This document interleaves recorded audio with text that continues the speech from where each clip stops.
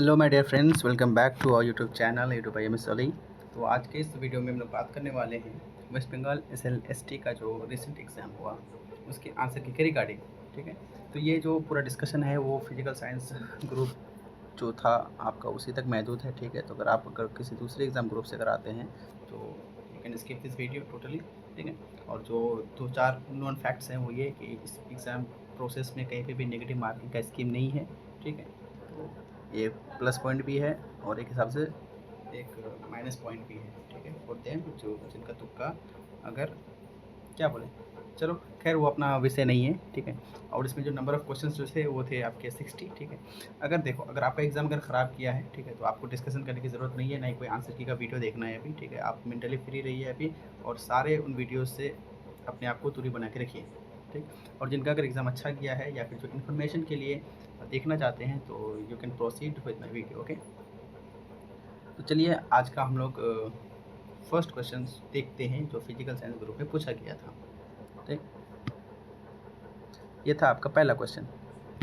First question है आपका the catalyst used in Friedl craft reaction. ठीक है, पूरा ही फैक्चुअल क्वेश्चन है। ठीक है, इसमें ज़्यादा कुछ लॉजिक लगाने की ज़रूरत नहीं था। अगर आपको आता था तो आप लोग कर सकते थे, नहीं आता है तो आप स्किप करते। लेकिन चूँकि नेगेटिव मार्किंग नहीं है तो जो फोकस रहना चाहिए था वो ये कि टोटल के टोटल क्वेश्चंस मैं अटेम्प्ट कर पाऊँ। ठीक, तो इसका आंसर जो था वो राइट आंसर तो वो होगा आपका एनहाइड्रस एल्यूमिनियम क्लोराइड। ठीक है, यानी कि ऑप्शन नंबर ए। ठीक, अब moving to the next question, question number 2। Question number 2 में पूछा गया था क्रिटिकल एंगल के बारे में। ठीक है, जो रिफ्रैक्टिव इंडेक्स दिया हुआ था आपका वाटर का एंड ग्लास का। ठीक है, और इसमें पूछा गया था कि क्रिटिकल एंगल कितना होगा। ठीक है, तो बहुत ही बेसिक सा क्वेश्चन है। ठीक है, 19 का ये। ठीक है, तो इसका जो करेक्ट आंसर होगा वो होगा आपका option number A, sine inverse of 4/5। ठीक, अगर आप इसको अगर कैलकुलेट करना चाहते हैं तो मैं आपको कैलकुलेट करके दिखा भी सकता हूँ। ठीक है, क्रिटिकल एंगल का फॉर्मूला क्या होता है, थीटा सी। जो आपका थीटा सी होता है, थीटा सी होता है आपका क्या, म्यू रियरर बाई म्यू डेंसर।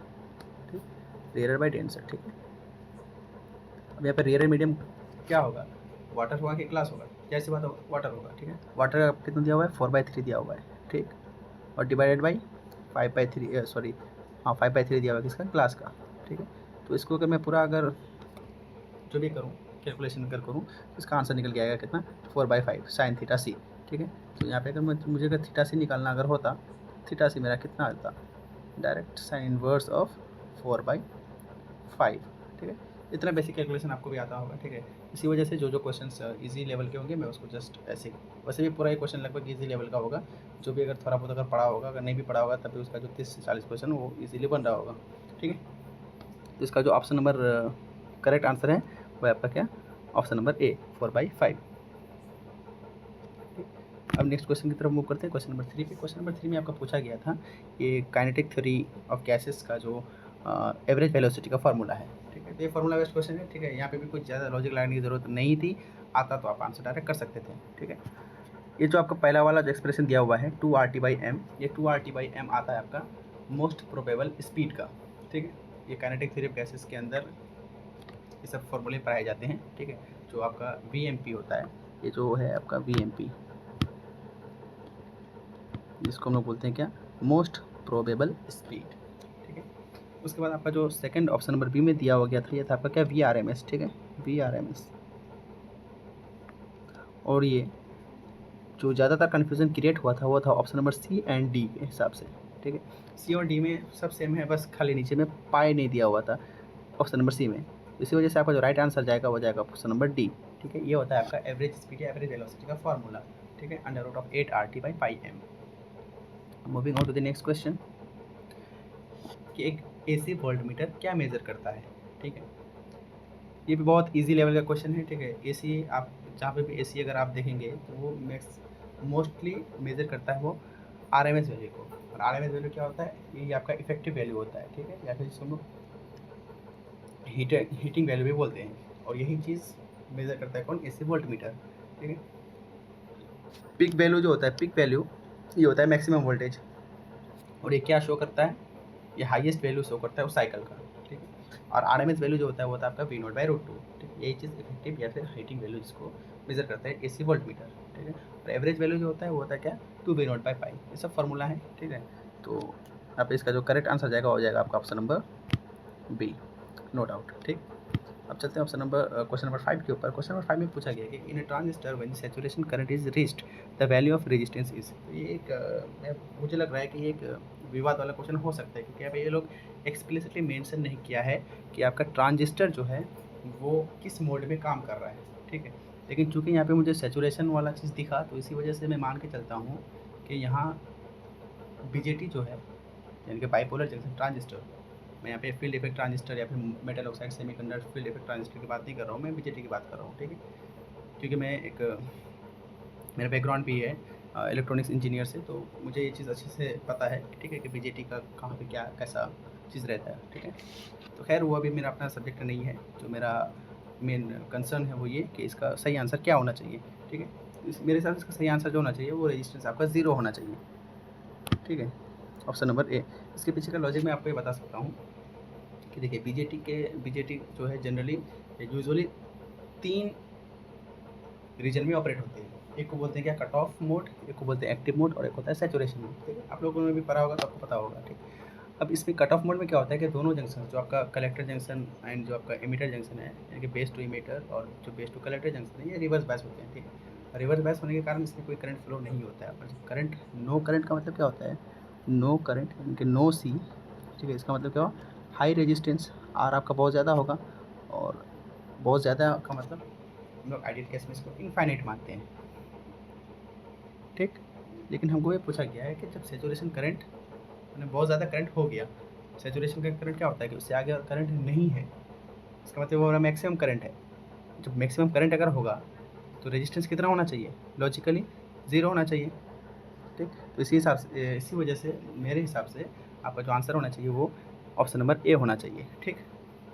और जो कांस्टेंट एंड फाइनाइट वाला टर्म है ये आपका होगा एक्टिव मोड में जब ट्रांजिस्टर काम करेगी। और एक्टिव मोड में ट्रांजिस्टर कब काम करती है, जब बेस और इमीटर जंक्शन फॉरवर्ड होती है और बेस और कलेक्टर जंक्शन रिवर्स बायस होती है, जिसको हम लोग एम्पलीफिकेशन के तौर पर यूज़ करते हैं, जिसमें रेजिस्टेंस का वैल्यू आपका फाइनाइट आएगा, ठीक है। तो यहाँ पे आपको क्वेश्चन नंबर 5 के लिए मेरे हिसाब से सही है ऑप्शन नंबर ए होना चाहिए, ठीक। चलते हैं नेक्स्ट क्वेश्चन नंबर 6 के ऊपर। वीडियो का ड्यूरेशन थोड़ा लंबा हो रहा था, इसी वजह से मैंने यहाँ पे ज़्यादा क्वेश्चंस नहीं लिए हैं। आने वाले वीडियोस में मैं कोशिश करूँगा कि ज़्यादा से ज़्यादा क्वेश्चंस को कवर किया जाए, राइट। अब देखिए यहाँ पे क्वेश्चन पूछा गया है कि which of the following salt solutions will have the same value of van't Hoff factor as that of K4 FeCN6 solution at infinite dilution. अब बात आती है कि वेंट ऑफ फैक्टर क्या होता है। वेंट ऑफ फैक्टर एक ऐसा फैक्टर होता है, ठीक है, जो बताता है कि कितना नंबर ऑफ आयंस उस यूनिट फार्मूला में प्रोड्यूस हुआ है, ठीक है, जिसको हम लोग जनरली आई से डिनोट करते हैं, रिप्रेजेंट करते हैं आई से, ठीक है। तो I is equal to number of ions, total number of ions form, ठीक है। अब क्वेश्चन में दिया हुआ था कि मेरा K4 FeCN6, ठीक है। देखो मैं आपको पहले इसका आंसर बताता हूँ। इसका आंसर जो होगा वो होगा ऑप्शन नंबर ए। आप इसको ओरली या वर्बली कर सकते हैं। कैसे, देखिए K4 FeCN6 इसको अगर मैं इनफाइनाइट डाइल्यूशन पे अगर डालूँ, इसका मतलब क्या हो गया, सॉल्ट इज कम्प्लीटली, जो सॉल्ट होगा वो कम्प्लीटली डिसोसिएट हो जाएगा, ठीक। तो यहाँ पे सॉल्ट जब कम्प्लीटली डिसोसिएट होगा तो ये किस में टूटेगा, K प्लस में टूटेगा, प्लस FeCN6 होल का 4 माइनस में टूटेगा, ठीक है। अब यहाँ पे देखिए नंबर ऑफ आयंस पे बात कर रहे हैं हम लोग, इसको बैलेंस भी कर सकते हैं। यहाँ पे आप आगे इसका 4 लगा दीजिए, ठीक है। तो 4, 4 और 1 5, ठीक है। तो टोटल नंबर ऑफ आयंस कितने बने, 5 बने। इसका मतलब मेरा वेंट ऑफ फैक्टर जो आपका निकल के आया फॉर दिस पार्टिकुलर कंपाउंड वो कितना बन के आया, I इज इक्वल टू 5। अब मुझे यहाँ पे जो गिवन ऑप्शंस था ABCD, इसमें से मुझे चेक करना था कि किसका I इज इक्वल टू 5 निकल के आता है, ठीक है। तो अगर मैं एल्यूमिनियम का अगर देखता हूँ, मतलब ऑप्शन नंबर ए का अगर देखता हूँ, ठीक है, तो इसका कितना आता, ये टूटता आपका Al3 प्लस SO4 2 माइनस, तो 3 और 2 5, ठीक है। मतलब ऑप्शन ए बिल्कुल मैच कर रहा था, ठीक है। तो इस हिसाब से मेरा आंसर कितना आना चाहिए था, ऑप्शन नंबर ए आना चाहिए था। लेकिन अगर आप चाहें तो अदर्स ऑप्शन को भी चेक कर सकते हैं आप, क्योंकि आप एग्ज़ाम हॉल पे बैठे हैं, तो ठीक है। तो मुझे नहीं लगता कि ये एक वाइज डिसीजन होगा, ठीक है, कि हर एक ऑप्शन को आप फिर से चेक करें, ठीक है। अगर आपका पहले ऑप्शन से अगर आंसर आ रहा था तो फिर बाकी ऑप्शन को चेक करना इट्स अ लेबोरियस प्रोसेस है, ठीक है। तो यहाँ पे आप अपना टाइम किल करें और कुछ नहीं, ठीक है। लेकिन चूँकि अभी मैं एग्ज़ाम हॉल में नहीं बैठा हूँ, ठीक है, तो मैं आपको ये चेक करके बता सकता हूँ कि आपका जो option number B C D है वो क्यों नहीं होगा। पहले मैं इसको इरेज़ कर देता हूँ, ठीक है। तो मैंने पहले ही बताया था कि ये आपको इन्फॉर्मेशन सोर्स के तौर पर भी इस वीडियो का इस्तेमाल कर सकते हैं, इसी वजह से मैं आपको थोड़ा मोड़ा बताने की कोशिश कर रहा हूँ एक्सप्लेनेशन के साथ, ठीक है। अगर मैं NaCl को अगर मैं तोड़ूँ, ठीक है, NaCl को, तो ये किस में टूटेगा, Na प्लस में प्लस Cl माइनस में। तो यहाँ पे टोटल आयंस कितने बने, यहाँ से एक, यहाँ से एक, यानी कि टोटल नंबर ऑफ आयंस कितना बना, 2 बना, ठीक है। तो I इज इक्वल टू 2, क्या I इज इक्वल टू 2 मेरा मुझे चाहिए, नहीं चाहिए, मुझे चाहिए क्या, I इज इक्वल टू 5, ठीक।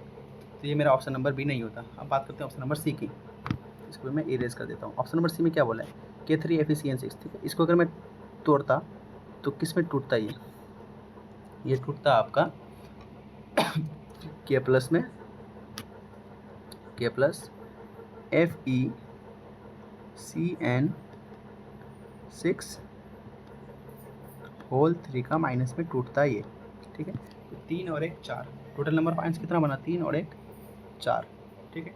जबकि मेरे को कितना चाहिए था, 5 चाहिए था, लेकिन ये बनना कितना है, 4, मतलब ये भी मेरा ऑप्शन नहीं होगा, ठीक है। और ठीक उसी हिसाब से अगर आप देखेंगे तो Na2SO4 में कितना बनता है आपका, 2 2 और 1 3, ठीक है। तो मेरा ये भी ऑप्शन नहीं है, तो मेरा ऑप्शन नंबर ए आपका सही है फॉर दिस पार्टिकुलर क्वेश्चन। अब चलते क्वेश्चन नंबर 7 के ऊपर। क्वेश्चन नंबर 7 आपको बोला है कि एक सस्टेन्ड ऑसिलेशन चाहिए मेरे को, तो उसके लिए मेरे पास क्या क्या क्राइटेरिया होना चाहिए, ठीक है। तो आपने पढ़ा भी होगा, ठीक है, बार्कहौसेन क्राइटेरिया बोल के, ठीक है। ये इलेक्ट्रॉनिक्स का पार्ट है, ठीक। तो उसमें क्या, जो बार्कहौसेन क्राइटेरिया उसमें 2 क्राइटेरिया दिया हुआ है। एक होता है क्या आपका मैग्नीट्यूड कंडीशन, और एक होता है आपका फेज कंडीशन। मैग्नीट्यूड कंडीशन में क्या बोला जाता है कि आपका जो लूप गेन होना चाहिए वो मस्ट बी इक्वल टू 1 होना चाहिए, यानी कि a beta must be equal to 1। Greater than 1 चलेगा, ठीक है, ग्रेटर देन 1 चलेगा, लेकिन कम से कम इतना होना चाहिए, 1 होना चाहिए, ठीक है। तो feedback factor should B unity, ठीक, जिसको हम लोग लूप गेन क्या होता है, amplifier gain into feedback factor, ठीक है, वो इक्वल टू 1 होना चाहिए, ठीक है। अब चूँकि एम्पलीफायर गेन है ये तो कांस्टेंट है, ठीक है। तो इसी वजह से फीडबैक फैक्टर को क्या होना पड़ेगा, 1 होना ही पड़ेगा, ठीक। यहाँ से भी हम लोग निकाल सकते हैं कि चलो ऑप्शन नंबर ए सही है, ठीक। अब जो दूसरा ऑप्शन है option number B, feedback factor should be negative, नहीं है तो टोटली गलत है। अब फेज शिफ्ट शुड बी 0, जैसे कि मैंने बताया कि 2 कंडीशन होता है, एक होता है मैग्नीट्यूड कंडीशन, एक होता है कि आपका फेज कंडीशन। तो फेज कंडीशन में क्या होना चाहिए कि आपका फेज शिफ्ट जो होना चाहिए वो 0 डिग्री का होना चाहिए या फिर 360 डिग्री का होना चाहिए, ठीक है। या फिर 0 डिग्री दिया हुआ है, तो ये भी ऑप्शन आपका सही है। इसी वजह से मेरा जो सही ऑप्शन जाएगा आपके साथ, वो both option number A and C are correct, यानी कि option number D. Got it. अब चलते हैं हम लोग क्वेश्चन नंबर 8 के ऊपर। क्वेश्चन नंबर 8 में आपको पूछा गया है कि हम लोग सोडियम बाइकार्बोनेट के साथ क्या मिलाएंगे कि CO2 रिलीज होगा, ठीक है। ये just acid base and salt का ही कॉन्सेप्ट है इसमें, ठीक है। अब सोडियम बाइकार्बोनेट है, ठीक। जनरली क्या होता है, एसिड और बेस को अगर हम लोग मिलाते हैं तो सॉल्ट प्लस वाटर बनता है, राइट है। लेकिन यहाँ पे मुझे बाइकार्बोनेट दिया हुआ है और इसके साथ मुझे CO2 को रिलीज़ करवाना है, ठीक है। जब CO2 को अगर मैं रिलीज़ करवाऊँगा तो यहाँ पे मुझे बताइए इस गिवन ऑप्शंस में से एसिड कौन सा है, वो दिख रहा है मेरे को, ऑप्शन नंबर ए एसिटिक एसिड, ठीक है। बहुत ज़्यादा दिमाग लगाने की जरूरत नहीं थी इस क्वेश्चन में, ठीक है। अब चलते हैं क्वेश्चन नंबर 9 के ऊपर। कि हुए hydrogen nuclear is bombarded with neutron, it forms what. Hydrogen nuclear क्या होता है आपका, प्रोटॉन ही तो होता है एक, यानी कि H1 प्लस, इसको हम लोग बॉम्बार्ड कराएंगे किसके साथ, न्यूट्रॉन के साथ, यानी कि ये, तो मैंने बनेगा क्या, यही तो बनेगा। इसी को तुम लोग बोलते हैं क्या, ड्यूटेरियम, जो कि क्या है आपका हाइड्रोजन का आइसोटॉप है। तो option number be good. Option number 10, question number 10 के पास चलते हैं हम लोग। क्वेश्चन नंबर 10 क्या बोल रहा है, क्वेश्चन नंबर 10 बोल रहा है कि aspirin is produce by heating salicylic acid with what, ठीक है। तो ये acetic anhydride and phosphoric acid के साथ जब हम लोग मिलाते हैं सैलिसाइलिक एसिड को, तब मेरा एस्पिरिन बनता है। यहाँ पे फॉस्फोरिक एसिड जो होता है आपका ये आपका कैटालिस्ट के तौर पर यूज़ होता है, जो रेट ऑफ रिएक्शन को बढ़ाता है, ठीक है। जैसे फैक्चुअल क्वेश्चंस थे, ठीक है।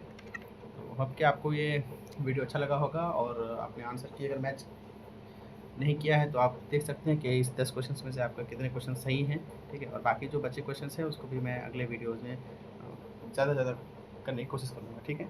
तो ओके, आपको ये वीडियो अच्छा लगा होगा, और अगर आपको भी क्या बोले और, ठीक है। तो all the best for your future exams, ठीक है। तो आप भी चैनल को सब्सक्राइब करिए, लाइक करिए, ठीक है। धन्यवाद।